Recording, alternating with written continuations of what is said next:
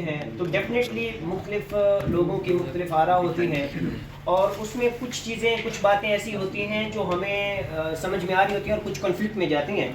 तो ऐसी डिस्कशंस जो है ना वो ख़ासी अट्रैक्टिव और चार्मिंग नहीं होती, मतलब सूदनिंग नहीं होती। इसमें कभी कभार आपको थोड़ा सा वो बोर भी होना पड़ता है, लेकिन इसी को हम ब्रेनस्टॉर्मिंग कहते हैं और यही थिंक टैंक है जिस पर कि आपको बहुत सारे पॉइंट्स मिलेंगे और हमारे और आप सब के लिए बहुत सारी चीज़ें मशल-ए-राह बनेंगी। तो आपसे रिक्वेस्ट ये है कि अब अगर मैं मोहतरम जनाब, if you are sitting over here you must be with us, okay.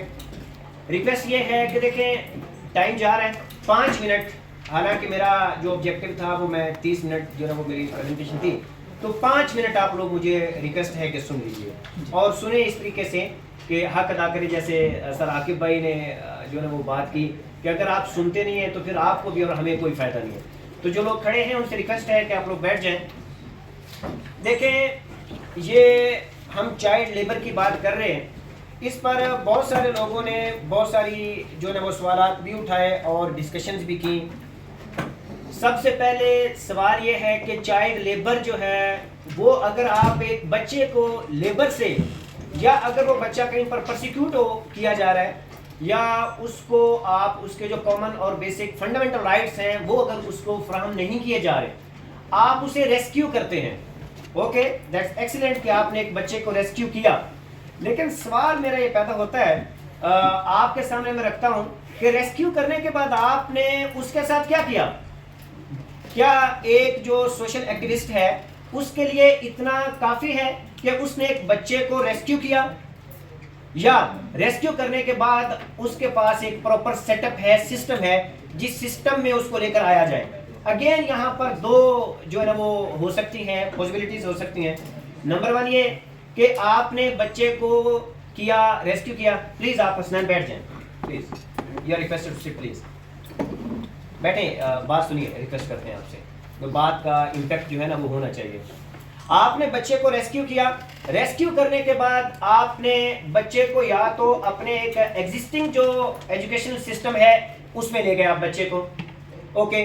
या दूसरा मेथड ये है कि वो जो रेस्क्यूड बच्चा है, अब आप देखें कि उसकी बैकग्राउंड हिस्ट्री कैसी है, उसके जो साइकोलॉजिकल फेजेस हैं वो कैसे थे, अब उसने किन में से गुजरा, उसका जो इन्वायरमेंट है जिससे वो आया वो कैसा है, आया जो आपका एग्जिस्टिंग स्कूल है उसमें वो बच्चा एडजस्ट हो पाता है या नहीं हो पाता साइकोलॉजिकली, मतलब ये एक अगेन फैक्टर है।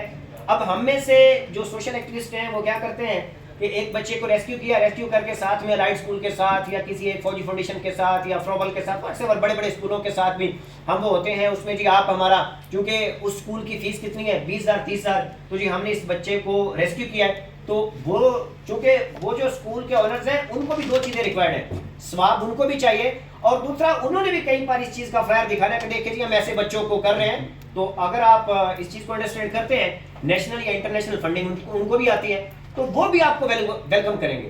लिहाजा सवाल ये कि आया उस सिस्टम में आप एक बच्चे को लेकर जा रहे हैं, मतलब जो मेंटली तौर पर प्रिपेयर्ड नहीं है, साइकोलॉजिकल प्रिपेयर्ड नहीं है, उसके जो एथिक्स और नॉर्म्स हैं उसमें वो प्रिपेयर्ड नहीं, उसका बिल्डअप जो है उस तरह का नहीं है, क्या वहां पर वो एडजस्टेबल होगा।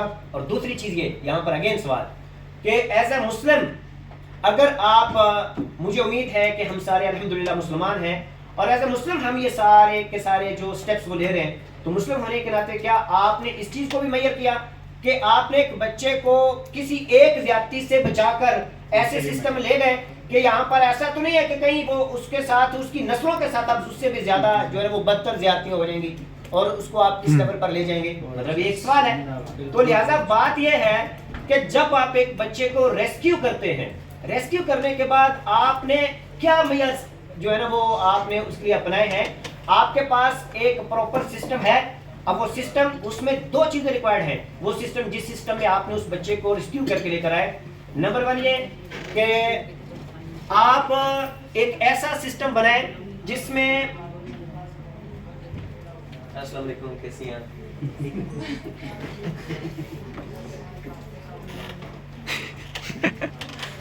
एक ऐसा सिस्टम बनाए जिसमें के जो हमारी यहाँ की लोकल कल्चरल और जो नॉर्म्स हैं उसके साथ मुनासबत हो सिस्टम की, और ख़ास तौर पर वो जो हमारा इस्लामिक पैटर्न है वो डिस्टर्ब ना हो। कि अगर आप एक बच्चे को रेस्क्यू कर रहे हैं तो रेस्क्यू आप उसको महज इस चीज से, पॉवर्टी और इफलास से रेस्क्यू ना करें, कम से कम आप उसको एक एक्चुअल जो हमारा काज है उसकी तरफ मूव करें। इंसान को अल्लाह ताला की जात ने किस लिए बनाया? आदम अलैहिस्सलाम को अल्लाह ताला की जात ने किस लिए बनाया? हमें ये चाहिए कि हम एक ऐसा मैयर करें और ऐसा स्टेप लें कि उस बच्चे को आप एक ही साथ सारी जो प्रॉब्लम्स हैं उसको सॉल्व करें। अब इस पर होता यह है कि ज़्यादातर जो एनजीओज हैं वो बच्चों को रेस्क्यू करने के बाद, जैसे मैं बता चुका हूँ कि मुख्तलिफ जगहों पर जो है ना वो लेकर जाती हैं। और ये भी बड़ी अच्छी बात है कि अगर एक एनजीओ जो है वो बच्चे को उसने रेस्क्यू किया और स्कूल तक ले आई, लेकिन यहाँ पर अगेन मैं ब्रिज करना चाहूँ कि आप उस बच्चे को स्कूल तक ना लेकर आए, आप उस बच्चे को एक सिस्टम तक लेकर आए। या तो सिस्टम एस्टेब्लिश करें, या तो ऐसा सिस्टम आप एस्टेब्लिश करें कि ऐसा बच्चा जो बच्चा मतलब अपनी पहले भी वो डिप्राइव था पूरी जिंदगी, और उसको आप उस मिस से निकालें, उस अंधेरे से निकालें और रोशनी की तरफ लेकर जाएं। या अगर आप ऐसा नहीं कर सकते तो फिर आप कोई ऐसा इदारा फाइंड आउट करें। मैं आपसे रिक्वेस्ट करता हूं कि आप सारे के सारे माशाल्लाह ट्विन सिटीज में आप बहुत अच्छे से काम कर रहे हैं, या तो एक सिस्टम इस्टेब्लिश करें, अगर नहीं कर सकते तो फिर एक ऐसा सिस्टम आप विजिट करें, फाइंड आउट करें और उन बच्चों को एक्चुअल उस जगह पर लेकर जाएं, और वो ऐसी जगह पर जिसका ऑब्जेक्टिव ये हो कि ऐसे जो डिप्राइव्ड बच्चे हैं, जो अंडर प्रिविलेज्ड या नॉन प्रिविलेज बच्चे हैं, उनको वो रेस्क्यू करें। लेकिन रेस्क्यू किस में? उसके होल स्फीयर में। कैसे? अब जब हम बात करते हैं, ये कुछ सवाल है, मैं चाहता तो इन पर बड़ी डिटेल में बात करना चाहता था, लेकिन अब मैं इनमें से कुछ क्वेश्चंस को जो है वो स्किप करूंगा। ये देखें कि अब मैं ट्रेडिशनल और 21st सेंचुरी की बात नहीं करता, इस्लामिक एजुकेशन फिलोसफी की बात नहीं मैं करता, मैं यहाँ पर बात करता हूँ तालीम और तरबियत की। और ये जो दो क्वेश्चंस हैं इस पर मैं बात करना चाहूँगा। हम सारे हमेशा तालीम और तरबियत का जो ना राग अलापते रहते हैं जी। स्कूलों के बाहर भी वो जो उन्होंने लगाए होते हैं, लिख कर लगाया होता है, और पंफलेट्स पर, फ्लैट्स पर भी लिखा होता है तालीम और तरबियत। तालीम और तरबियत ये दोनों लाजिम है, एक दूसरे के साथ मुंसलिक हैं।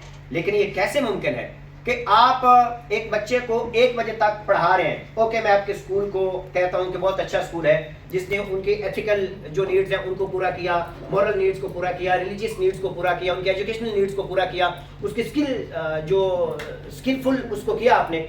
लेकिन 1 बजे के बाद जब वो बच्चा दोबारा अपनी सोसाइटी में जाएगा, अच्छा अब यहाँ पर बात महज मैं चाइल्ड लेबर की नहीं बात कर रहा, मैं यहाँ पर आपके पूरी जनरेशन की बात कर रहा हूँ, मैं पूरे पाकिस्तान की बात कर रहा हूँ। और भले वो जो एलीट क्लास हैं या वो मिडिल लोग हैं या जहाँ पे, मैं सबकी बात कर रहा हूँ। एक बच्चा 1 बजे तक आपने उसे बहुत अच्छा एनवायरनमेंट दिया, 1 बजे के बाद जब वो अपने घर जाएगा, अपने मोहल्ले में जाएगा, वो चौक में जाएगा, चौराहे में जाएगा, वहां पर कौन सा कल्चर है?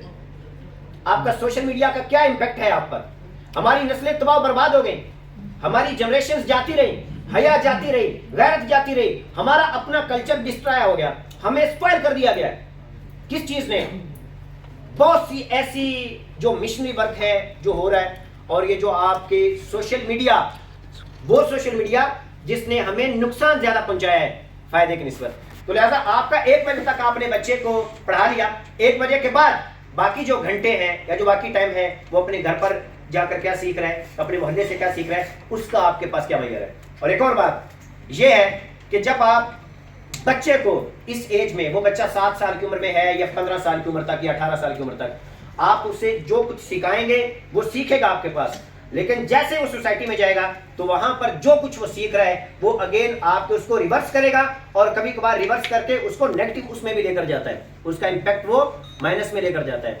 लिहाजा क्या आपके पास ऐसा एजुकेशनल सिस्टम है जो उस बच्चे को 24 घंटे की जो नीड्स हैं वो एक सुप्रीम लेवल पर उसकी सुपरविजन हो, और 24 घंटे की नीड्स उसकी पूरी की जाए, उसकी खुराक पूरी की जाए, और उसके जो डाइटरी नीड्स जितने हैं उसको पूरे किया जाए, उसकी स्किल्स की, उसके टाइम को क्वालिटी टाइम बनाया जाए। और उसको एक यूँ समझें कि अगर वो उसके पास बिल्कुल भी वो अंडर प्रिविलेज था या नॉन प्रिविलेज था, उसको आप एम्पावर इस तरह से कर दें कि अब वो अपने जैसे कितने ही बच्चों का हाथ पकड़ सकता हो, उसको वो आप मिशन दें, उसको आप विजन दें। मैं आपको अपने बारे में थोड़ा सा बताता हूँ। Doctor Asad Dost Mohammad, Alkaf educational scientific research academy Chak Shahzad में CEO हूँ, उसका फाउंडर हूँ अल्हम्दुलिल्लाह। मैं पिछले 11 साल से एजुकेशन में काम कर रहा हूँ, एजुकेशनिस्ट हूँ, एकेडमिक कंसल्टेंसीज और इसके अलावा टीचर ट्रेनिंग करता रहा हूँ। लेकिन जब से अपना रिसर्च सेंटर बनाया तो ये सारी की सारी एक्टिविटीज़ हमने वहाँ पर की। हमारे इस रिसर्च सेंटर में एक ऐसा हमने सिस्टम बनाया है, जिस सिस्टम की मैं बात कर रहा हूँ, कि हम ऐसे बच्चे जो अंडर प्रिविलेज्ड हैं या नॉन प्रिविलेज्ड हैं या जो बच्चे चाइल्ड लेबर हैं, उन बच्चों को रेस्क्यू करके 24 घंटे की रूटीन उनके साथ हमारी, और उनको हम क्या करते हैं, अडॉप्ट करते हैं बच्चे को। और अडॉप्ट भी चंद सालों के लिए, चंद महीनों के लिए नहीं, उनको अडॉप्ट करते हैं हम पूरी ज़िंदगी के लिए। और उन बच्चों के लिए एक जो है वो डायरेक्शन बनाते हैं। डायरेक्शन के बाद फिर उन बच्चों के लिए हम प्लान कर रहे हैं उनकी आने वाली ज़िंदगी का भी, उनकी शादियां किस तरह से करनी है, उनको हमने एक सोसाइटी कैसे बनना है। जब तक आप इस लेवल पर नहीं सोचेंगे, सर आपका नाम सर अदनान साहब नहीं है। आपने सवाल किया था कि चेंज, आके भाई ने उसका अच्छा जवाब दे दिया था। देखो जो चेंज है वो चेंज इस तरह से नहीं आने वाला।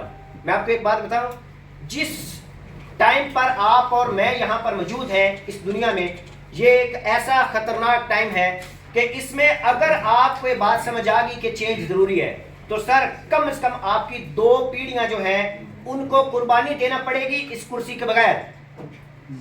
2 पीढ़ियां आपकी वो कुर्बान होंगी, उनके पास कोई कुर्सी नहीं होगी। सर आप बात कर रहे थे हजूम की और हजूम से कौम बनना, तो जब आप हजूम से कौम बनने की बात करते हैं तो आपके लिए कोई कुर्सी नहीं है और आपके लिए कोई राहत नहीं है, आपका अपना कैरियर कोई भी नहीं है। एक बंदा वो जो कहे कि मैं सोशल एक्टिविस्ट हूं, एक बंदा वो जो कहे कि मैं सोशल एक्टिविस्ट हूं और वो कहे ये कि मैं इस काम को पार्ट टाइम लेकर चल रहा हूं, इट्स इम्पॉसिबल, ये मुमकिन ही नहीं है। ये ऐसा काम है कि आपको 24 घंटे कम है। आप दुआ करें कि आपके पास एक दिन में 50 घंटे हो और आप इसमें लगाएं। और आपका अपना कैरियर, इसकी कोई वैल्यू नहीं। मेरे कैरियर की क्या वैल्यू है कि जब मेरा दीन स्टेक पर है, मेरी नस्ल स्टेक पर है, मेरा मुल्क स्टेक पर है, हर हमारी गैरत, हमारी इज्जत, हर चीज जब स्टेक पर है, तो फिर मैं कौन हूं जो अपने कैरियर की बात करूं। मैं आपके सामने बात कर रहा हूं, मैं डॉक्टर हूं, स्पोर्ट्स मेडिसिन स्पेशलिस्ट हूं, और मैंने अभी बताया आपको कि मैं रिसर्चर हूं और एकेडमिक कंसल्टेंट हूं। ये सारे के सारे कैरियर्स ऐसे हैं जिनमें मैं परस्यू कर सकता था। स्पोर्ट्स मेडिसिन स्पेशलिस्ट हूं और रिफाकाई स्टूडेंट हूं मैं स्पेशलाइजेशन में। मैं चाहता तो इनमें से कोई एक कैरियर भी परस्यू करके उसमें से लाखों कमा सकता था, लेकिन मुझे जब ये पता चला कि मेरे कैरियर की कोई औकात नहीं है, मैं कौन हूं, क्या मेरा कैरियर वो है कि चलते चलते कहीं पर भी खत्म होगा तो क्या एंड है, तो फिर ये सोच कहां से आ गई मेरा कैरियर।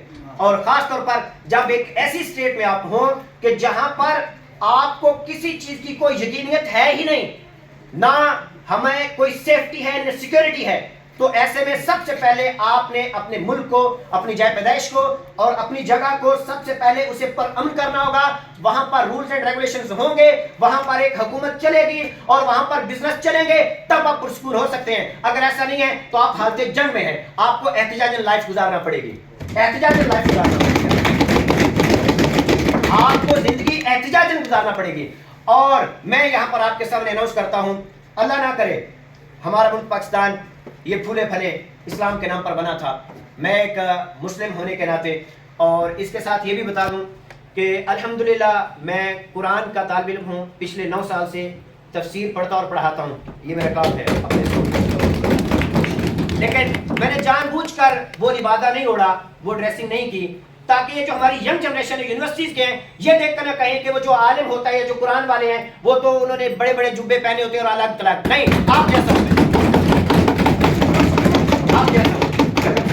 आप जैसा हूं। मैं जो बात कर रहा था कि अगर पाकिस्तान के अंदर अल्लाह ना करे इतने वर्स कंडीशंस हो जाएं कि सिर्फ एक बंदा यहां पर होगा और वो असद दोस्त मोहम्मद होगा, बाकी सारी दुनिया जहां से अप्लाई करे, कोई यूके करे, कोई इंग्लैंड करे, कहीं पर भी करे। और मैं आपसे पूछना ये चाहता हूं कि आप किसकी तरफ तरक्की के लिए जा रहे हैं। अल्लाह ताला के कुरान मजीद में कहते हैं कि आप जब काफिर से ये तवक्को रखते हैं कि आपको इज्जत और खाने के लिए देगा, तो इसका मतलब है कि आपने सबसे बड़ी दुश्मनी और गद्दारी मेरे साथ की अल्लाह ने। करेंगे और खाने के लिए जब आप नजर वहां पर रखेंगे तो आपको क्या लगता है कि आपको इज्जत मिलेगी? पाकिस्तान में कौन से रिसोर्सेज की कमी है? क्या पाकिस्तान में मैन पावर की कमी है? क्या पाकिस्तान में मिनरल्स की कमी है? क्या पाकिस्तान में जो टूरिज्म है उसकी कमी है? पाकिस्तान में किस चीज की कमी है? क्या पाकिस्तान फर्टाइल जमीन नहीं है? क्या एग्रीकल्चर में लीडिंग कंट्रीज में नहीं आता? आता है। तो कहां है वो सारी चीजें? आपको क्या लगता है कि हम सारे अपनी अपनी जिम्मेदारियों से इस तरह से जान छुड़ाकर भाग जाएंगे तो हमारा नाम तारीख में लिखा जाएगा, हम भगोड़े होंगे, हमारा नाम भगोड़ों में लिखा जाएगा, हमारा नाम भगोड़ों में लिखा जाएगा। लिहाजा क्या आप एक ऐसा एजुकेशनल सिस्टम अपने बच्चों को देते हैं, जिन बच्चों को आप रेस्क्यू कर रहे हैं, कि उनको आप जिंदगी की यह स्किल्स दें कि हमने सर उठाकर जीना है, कुर्सी नहीं। मैं आपको दावे से कह सकता हूं, अगर आप ट्रांसफॉर्मेशन चाहते हैं, आप हजूम से कौम बनना चाहते हैं, 2 नस्लें आपको कुर्बान करना पड़ेगी और आप और मैं उसमें हैं। क्या आप इस चीज के लिए एग्री हैं कि अपने आप को कुर्बान करें, अपना कैरियर जो आप दांव पर लगाएं? अगर आप कर सकते हैं ऐसे, आपको अपने बेटे और औलाद को भी सिखाना होगा कि आपने भी कुर्बान करना है। तीसरी पीढ़ी जाकर आएगी तख्त पर और उस वक्त आप दुनिया को लीड कर सकते हैं। अगर ऐसा है तो तब मुमकिन है। ऐसा सिस्टम आप उन बच्चों को देते हैं या अगेन, अब मैं थोड़ा सा चेहरा दिखा दे तो सब जानते हैं कि आप ऐसा एजुकेशनल सिस्टम उन बच्चों को देना चाहते हैं जिनको चाइल्ड जो लेबर है उनको रेस्क्यू करके, कि जो 20 साल पढ़ने के बाद एक अजीबोगरीब किस्म की टाई और पॉलिश शूज के साथ एक सीरे का टुकड़ा लेकर जाते हैं और कहते हैं मुझे 20,000 की नौकरी दे दो। तो जो चाइल्ड लेबर है जो वहां पर काम कर रहा है, जो अपनी स्किल सीखकर लाख रुपया कमा सकता है, वो आपकी 20,000 के लिए क्यों तकलीफ हासिल करे? क्यों करे वो आपके 20,000 के लिए तकलीफ हासिल? ऐसा आप उसको जिंदगी की स्किल्स दे रहे हैं, आप उसको एथिक्स सिखा रहे हैं, आप उसको दीन सिखा रहे हैं, आप उसे मंजिल दिखा रहे हैं, क्या आप उसको डायरेक्शन दे रहे हैं? अगर ऐसा है तो फिर आप बच्चों को रेस्क्यू कीजिए। अगर आप ऐसा नहीं कर रहा तो उनको वहां पर रहने दीजिए। शायद टाई के गुलाम से वो आजाद, फटे कपड़ों के साथ आजाद तो होंगे ना,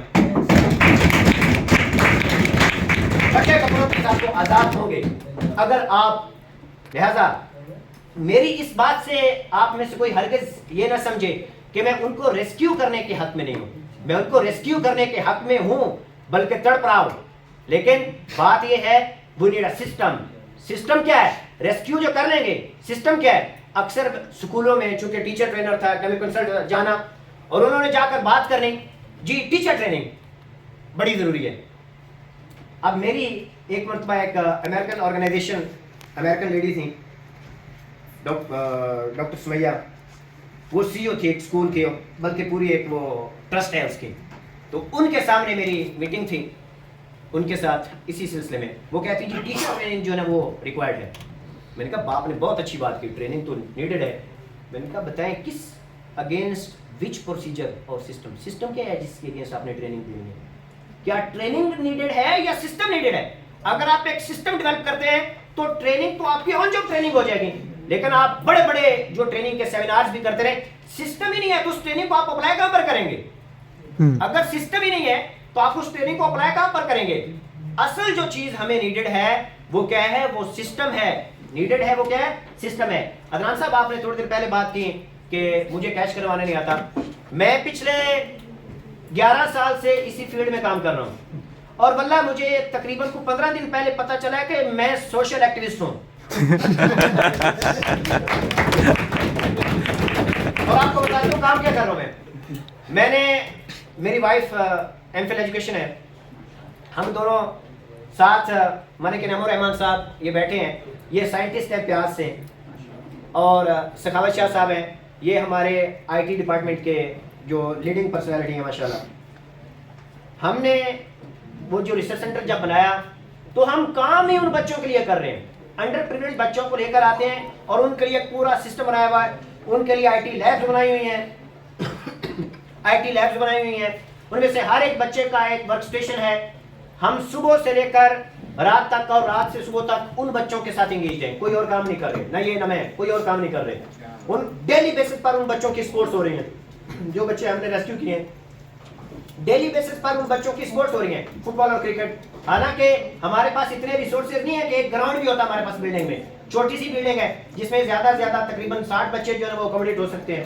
छोटी सी बिल्डिंग है। हमने क्या किया कि पास एक ग्राउंड है, मतलब खेलने के काबिल, तो हमने वहां पर, उसको पता है सुबह सुबह सारी दुनिया मरी होती है 5 बजे, हम माशाल्लाह वहां पर जाते हैं, कोई पूछने वाले नहीं होता, हमें कहते हैं आपको पूछता है, सारे लोग सोए हुए हैं, उनको कंसर्न ही नहीं। हम नमाज पढ़ के कुरान की तफसीर की क्लास होती है, उसके बाद हम चले जाते हैं वहां पर फुटबॉल खेलते हैं।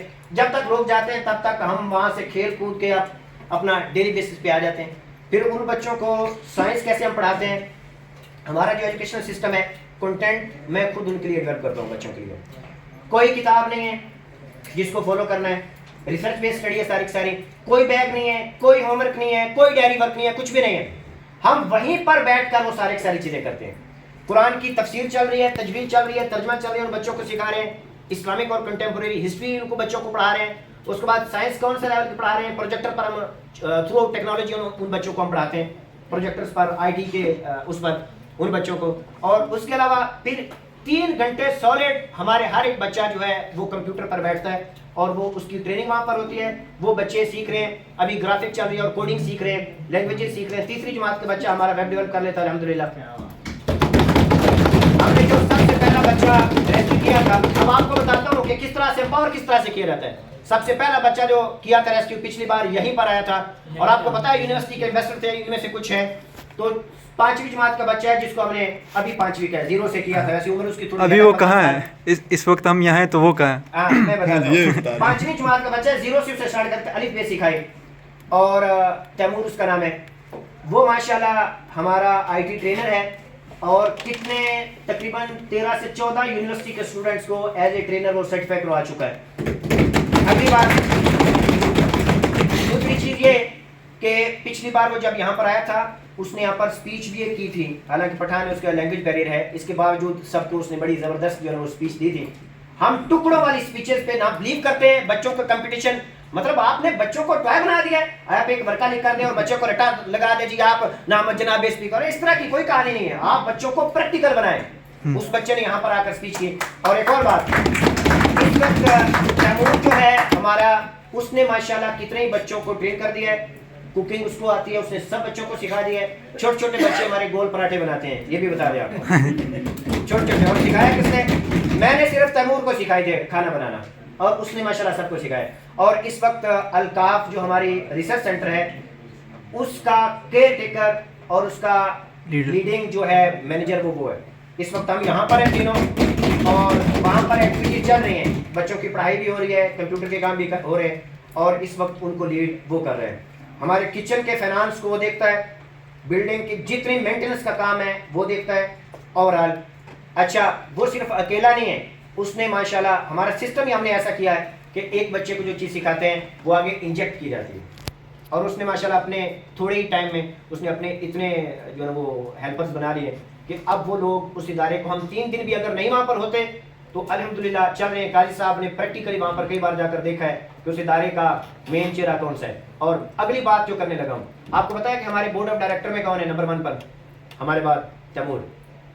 हमारे बोर्ड ऑफ डायरेक्टर जो है उसमें कई से PhD, कुछ अर्सा पहले मुझे लगता था कि अगर आपने काम करना है तो उसके लिए 2-4 PhD होने चाहिए, और अब मेरा मानना है कि 2-4 PhD कुछ भी नहीं चाहिए आपको, बल्कि अगर अपने इदारे को खराब करवाना है तो किसी और PhD को ले आए। आप अगर हैं तो अल्हम्दुलिल्लाह, किसी और PhD को ले आए तो आप इदारे को खराब करवाना चाहते हैं। चाहिए क्या कि लॉयल्टी स्किल्स, ये अगर हैं किसी 5वीं वाले के पास या 6ठी वाले के पास, उसको आप अपने इदारे ऑर्गेनाइजेशन में ले आए, वो उसको ले जाएगा।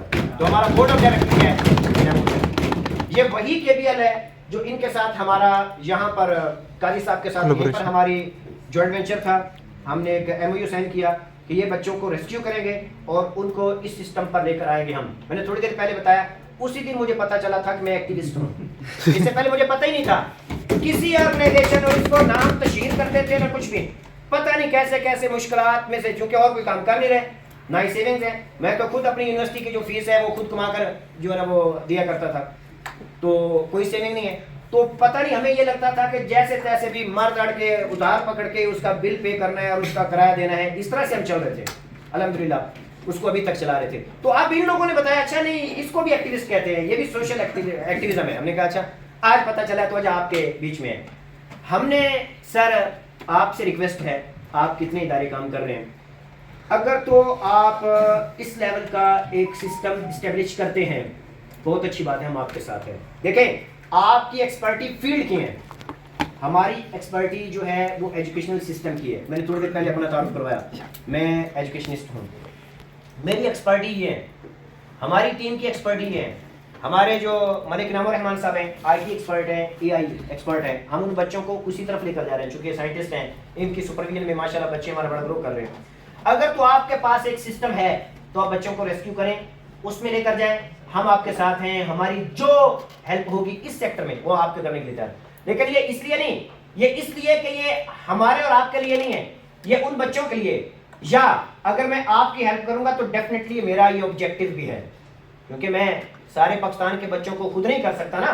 तो इसका मतलब है कि आप अगर कर रहे हैं तो हम आपका साथ दें। इसमें एक ये भी बताया ना इनको सर, जो तीसरी जमात का बच्चा हमारा वो 90 ये प्रैक्टिकली देख चुके हैं। आप सब आना और प्रैक्टिकल देखना, वहाँ पे देखें कि तीसरी जमात के बच्चे भी जावा इस पे HTML के CSS के फ्रंट एंड वो पूरा उसने कंप्लीट कर गया। क्योंकि हमारा सिस्टम ऐसा है, हर एक बच्चे का एक हमने वर्क स्टेशन दिया हुआ है और रिसर्च बेस्ड स्टडी है पूरी की पूरी। मैंने बता दिया कोई हमारे बच्चे उकताते नहीं स्टडी से। क्यों?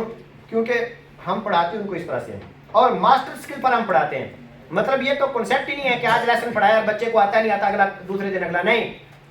100% जो एक्सीलेंस के बाद हम अगले उसकी तरफ जाते हैं। चंद एक महीने आपको इस तरह से करना पड़ता है, उसके बाद बच्चा खुद ही अपलिफ्ट हो जाता है। और मेरे बच्चों के लिए मैं आपको बता दूं, आपको पता है कि शुरू में मैं 100% पढ़ाता था, ऐसा ऐसा 80%। अब मैं सिर्फ बच्चों को 20% में पढ़ाता हूँ, बाकी उनको रिसर्च पर लगा दिया है। तो अब वो खुद अपने रास्ते ढूंढ रहे हैं। मुझे उम्मीद है कि 6 महीने के बाद मुझे सिर्फ और सिर्फ सुपरविजन की जरूरत होगी मेरे उन बच्चों को। और हमने बाहर से टीचर्स लेकर आए हैं, वो वहां पर कामयाब नहीं हो सके।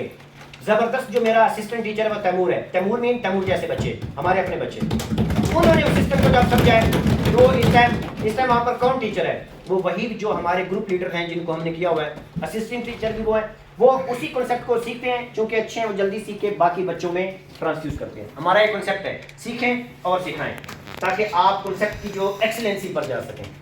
तो इसमें अगर तो आपके पास सिस्टम है, हम आपके साथ उसे इंप्रूव करने के लिए। अगर नहीं तो आपके पास, मैं ये दावे से कह सकता हूँ अल्हम्दुलिल्लाह कि चले, अभी मैं पूरे पाकिस्तान की बात नहीं करता, ट्विन सिटी में अल कहफ से अच्छा इदारा नहीं है जो बच्चों की इस तरह से तालीम और तरबियत कर रहा है। 24 घंटे उनको दीन में भी एक्सीलेंस की तरफ लेकर जा रहा है। 5 वक्त की नमाज बाजमात उनकी हो रही है, डेली कुरान तफसीर के साथ पढ़ रहे हैं, तर्जुमा और तजवीद के साथ पढ़ रहे हैं। इस्लामिक हिस्ट्री कौन सी, वो पिछली बार भी मैंने एक बात की थी कि पास्ट स्टडीज वाली नहीं, कौन सी हिस्ट्री जो एक्चुअल हिस्ट्री है, Islamic and contemporary history maps के साथ। और अगली बात यह है कि मैं खुद हिस्टोरियन भी और अल्हम्दुलिल्लाह मेरे यूट्यूब पर भी लेक्चर हैं हिस्ट्री पर। तो उन बच्चों मैप्स मैंने खुद बनाए हुए हैं उन बच्चों के लिए, एकेडमिक मैप्स, उनको हम इस तरह से पढ़ाते हैं। तो आपकी, अगर आपके पास सिस्टम है एक्सीलेंट, हम आपके साथ हैं। अगर नहीं तो आपकी चॉइस हम होनी चाहिए। अगर जो ऑर्गेनाइजेशंस काम कर रही हैं इस पर कि बच्चों को रेस्क्यू कर रहे हैं और रेस्क्यू करने के बाद वो हमारा साथ दें, हमारे पास आए, पहले देखें। हाँ, बड़ा सिंपल सा निज़ाम है हमारा, कोई उसमें, चूँकि 2-3 रीजन हैं। एक तो हम सादगी को पसंद करते हैं और दूसरे नंबर पे ये है कि फाइनेंशियल बैरियर्स अभी बहुत ज़्यादा है, कि बहुत सारी चीज़ें इंप्रूव होने वाली है। अल्हम्दुलिल्लाह बिल्डिंग बहुत अच्छी है, बहुत अच्छी है। दूसरे नंबर पर IT के इक्विपमेंट्स हमारे पास, प्रोजेक्टर हमारे पास है, कंप्यूटर हमारे पास है, बहुत अच्छे। लेकिन कुछ ऐसी चीज़ें हैं जिनकी हमें नीड है।